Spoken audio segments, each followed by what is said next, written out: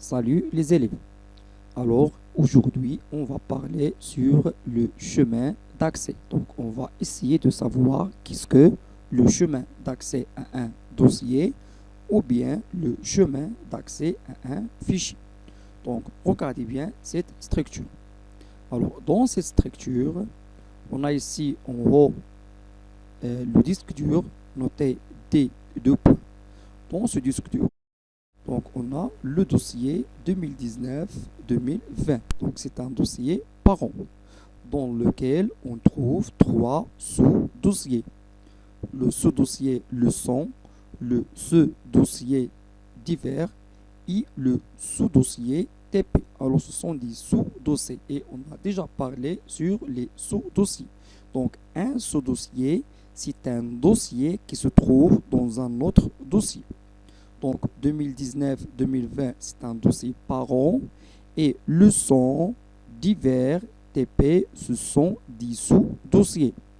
Dans le dossier leçon, on trouve un dossier dont le nom est programmation et un fichier nommé cv.docx.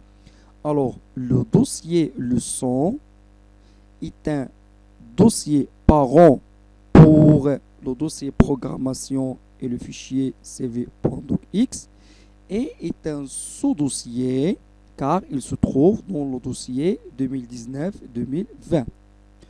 Le dossier divers est un dossier vide.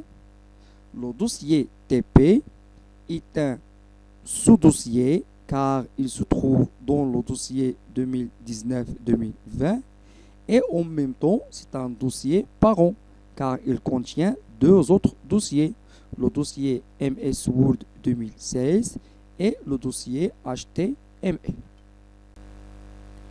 Alors, la question à poser maintenant, c'est quels sont les dossiers à parcourir afin d'atteindre le dossier programmation? Regardez bien. Donc, pour atteindre le dossier programmation, il faut passer par D2 points, puis le dossier 2019-2020, puis le dossier leçon, et enfin, on trouve le dossier programmation. Même question, quels sont les dossiers à parcourir afin d'atteindre le dossier HTML? Donc, pour ouvrir ou bien pour voir le contenu du dossier HTML, il faut passer par D2 points, 2019-2020, TP et enfin HTML.